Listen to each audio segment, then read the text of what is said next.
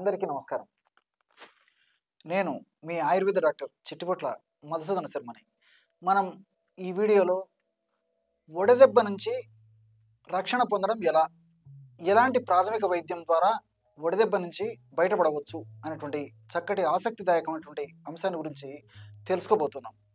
ఈ వడదెబ్బ దీన్నే సన్ స్ట్రోక్ అనేటువంటి పేరుతో పిలుస్తూ ఉంటారు. వేసవి కాలంలో ఇబ్బంది పెట్టేటువంటి సర్వసాధారణమైనటువంటి అనారోగ్య సమస్య ఈ యొక్క వడదెబ్బ లేదా సన్ స్ట్రోక్. చాలామంది ఏమనుకుంటారంటే ఎండలో తిరగడం వల్లనే ఈ వడదెబ్బ కలుగుతుందని చెప్పేసి అనుకుంటుంటారు. కానీ ఎండలో తిరగడం వల్లనే వస్తుందనేది వాస్తవ సత్యము, 100% సత్యమైనప్పటికీ ఇంట్లో ఉన్నప్పటికీ వడదెబ్బ తగిలేటువంటి ప్రమాదం మాత్రం లేకపోలేదు. కారణం ఈ యొక్క ఎండ ప్రభావం చేత ఇంట్లో ఉన్నటువంటి గాలి వేడెక్కడము, అదేవిధంగా గోడలు పైకప్పు వేడెక్కడం, ఇలా ఈ యొక్క ఇంట్లో ఉన్నటువంటి పరిసరాలు కూడా వేడెక్కడం చేత ఆ యొక్క ప్రభావము మన శరీరం మీద, దేహం మీద పడడం చేత ఆ యొక్క వడదెబ్బ మనం ఇంట్లో ఉన్నప్పటికీ వచ్చేటువంటి అవకాశం ఉంటూ ఉంటుందన్నమాట. ఈ వడదెబ్బ కలిగినప్పుడు లక్షణాలు ఎలా ఉంటాయంటే విపరీతంగా వేడి, చాలా వేడిగా ఉంటుందన్నమాట చర్మం. అదేవిధంగా జ్వరం విపరీతంగా ఉండేటువంటి పరిస్థితి ఏర్పడుతుంది. విపరీతమైనటువంటి దాహం, దప్పిక కలుగుతూ ఉంటుంది. కళ్ళు ఎర్రగా తయారైనటువంటి పరిస్థితి ఏర్పడుతుంది. తలనొప్పి, భరించలేనటువంటి తలనొప్పి ఉంటుంది. తల తిరుగుడు అనేటువంటి సమస్య ఉంటుంది. మైకం, మొబ్బు వచ్చినటువంటి పరిస్థితి ఏర్పడుతూ ఉంటుంది. కాళ్ళు చేతులు నొప్పులు, సలుపులు, పోటు, బాధ, పిక్క నొప్పులు, ఇలా చాలా చాలా అసౌకర్యంగా ఉండేటువంటి పరిస్థితి ఈ వడదెబ్బ కలిగినప్పుడు ఉండేటువంటి పరిస్థితి ఏర్పడుతుంటుంది. అదేవిధంగా రక్తపోటు తగ్గిపోయేటువంటి పరిస్థితి కూడా ఏర్పడుతుంటుంది. ఏది ఏమైనప్పటికీ ఇలాంటి లక్షణాలు ఉన్నప్పుడు ప్రాథమికంగా మనం చెప్పినటువంటి జాగ్రత్తలు తీసుకొని కొన్ని రకాలైనటువంటి క్షేమదాయకమైనటువంటి ఔషధాలు వాడుకోవడం వల్ల ప్రమాదం నుంచి బయటపడేందుకు మార్గం సుగమం అవుతుంది. మరి ఇలాంటి పరిస్థితి ఉన్నప్పుడు ఏం చేయాలంటే చల్లగా ఉన్నటువంటి ప్రదేశంలో ఆ యొక్క వడదెబ్బ లేదా సన్ స్ట్రోక్ తగిలినటువంటి వ్యక్తిని ఉంచేసేసి శీతల పరిచర్యలు చేయాలి. అంటే శరీరం పైన చల్లటి నీళ్లను చల్లుతూ ఉండడము, అదేవిధంగా తడిబట్టతో శరీరాన్ని అంతా తుడుస్తూ ఉండడము, ఇలాగా చేస్తుండాలి. అదేవిధంగా తడిబట్టతో ముఖ్యంగా నుదురు భాగాన్ని కూడా కంటిన్యూగా తడిబట్టతో చల్లబరుస్తూ ఉండాలన్నమాట. ఈ విధంగా చేయడం వల్ల ఆ యొక్క సమస్యను చాలా వరకు కంట్రోల్ చేసేటువంటి పరిస్థితి ఏర్పడుతుంది. అదేవిధంగా క్రమక్రమంగా తగ్గేటువంటి పరిస్థితి కూడా ఏర్పడుతుంది. అంతేకాకుండా ఉల్లిపాయ రసం తీసుకొని ఉల్లిపాయ రసంలో దూది కానీ లేకపోతే బట్ట కానీ ముంచేసేసి కొద్దిగా పిండేసేసి ఆ ఉల్లి రసం ఉన్నటువంటి ఆ యొక్క బట్ట లేదా దూదిని నుదుటి పైన పెడుతూ ఉండాలన్నమాట. ఆ బట్ట లేదా దూది ఎండిపోయిన తర్వాత మళ్ళీ ఉల్లి రసంలో దాన్ని ముంచేసేసి మళ్ళీ నుదుటి పైన పెడుతూ ఉండాలన్నమాట. ఈ విధంగా క్రమం తప్పకుండా చేస్తూ ఉండాలి.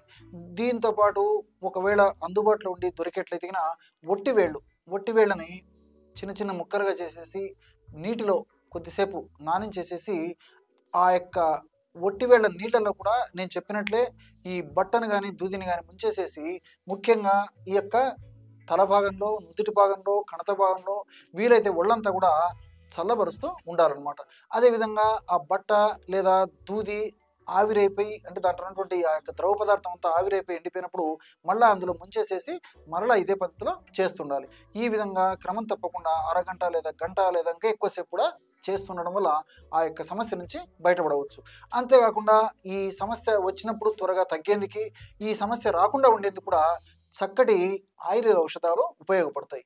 ఎలాంటి ఔషధాలు అంటే ముఖ్యంగా సుగంధి పాల, ఈ సుగంధి పాల వేర్ల యొక్క పొడి ఆయుర్వేద ఔషధ విక్రయశాలలో, పచారి కొట్టలో దొరుకుతుంది. శారిబా చూర్ణం అనేటువంటి పేరుతో పిలుస్తుంటారు అనమాట. చాలా సువాసన భరితంగా ఉంటుంది ఈ యొక్క సుగంధి పాల. నన్నారి అనేటువంటి పేరుతో కొన్ని ప్రాంతాల్లో దీన్ని పిలుస్తుంటారు.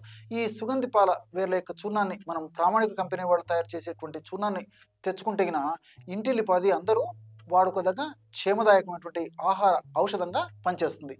ఎలాగంటే ఆ యొక్క చూర్ణాన్ని మనం రోజు ఒక్కసారి ఉదయం కానీ, రాత్రి కానీ, లేకపోతే సమస్య వచ్చినటువంటి వెంటనే కానీ ఒక 200 మిల్లీలీటర్లు కాచినటువంటి పాలల్లో, అంటే కాచి చల్లార్చినటువంటి పాలల్లో 200 మిల్లీలీటర్లు కాచి చల్లార్చినటువంటి పాలు తీసుకొని 1 టీ స్పూను సుగంధి పాల వేర్ల యొక్క పొడి, అదేవిధంగా 1/2 టీ స్పూన్ నుంచి 2 టీ స్పూన్ వరకు బెల్లము లేదా తాటి బెల్లము కలిపేసేసి, లేకపోతే అందుబాటులో ఉండేట్లయితే ఖర్జూరం పొడి కూడా మంచిదన్నమాట.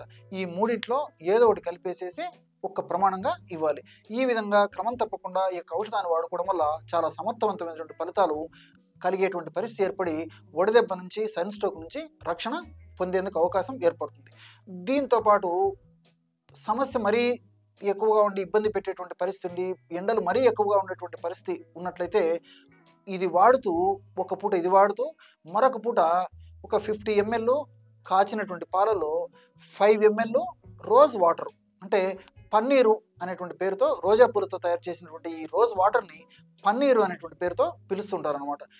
ఆ యొక్క స్వచ్ఛమైనటువంటి ఆ యొక్క రోజ్ వాటర్ని 5 ml, అంటే 50 ml నీళ్ళల్లో 5 ml రోజ్ వాటర్ కలిపేసి సేవించాలన్నమాట. మరి ఎండలు ఎక్కువగా ఉండి సమస్య మరి తీవ్రంగా ఉంటుందనేటువంటి సందేహము, మనకు ఆ సూచనప్రాయంగా లక్షణాలు ఏదన్నా ఉన్నట్లయితే దీన్ని కూడా వాడుకోవచ్చు. కాబట్టి ఈ 2 ఔషధాలు కూడా ఆహార ఔషధాలు చాలా సమర్థవంతంగా పనిచేస్తాయి. మరి వడదెబ్బ రాకుండా ఇవి రక్షింపబడేందుకు ఉపయోగపడతాయి. వచ్చినప్పటికీ త్వరగా తగ్గేందుకు కూడా ఈ యొక్క ఔషధాలు ఉపయోగపడతాయి. కాబట్టి సదా ఈ యొక్క ఎండల కాలం అంతా కూడా ఇవి మన వద్ద ఉంచుకున్నట్లయితే ఆ వడదెబ్బ నుంచి రక్షణ పొందవచ్చు. చూశారు కదా, ఎటువంటి సులువైనటువంటి ఔషధ యోగాన్ని ఈ యొక్క వడదెబ్బ నుంచి రక్షణ పొందేందుకు ఈ వీడియోలో మీరు తెలుసుకున్నారో. మరొక వీడియోలో మరొక అంశంతో మళ్ళీ కలుద్దాం. అంతవరకు నమస్కారం. మీ చిట్టిబొట్ల.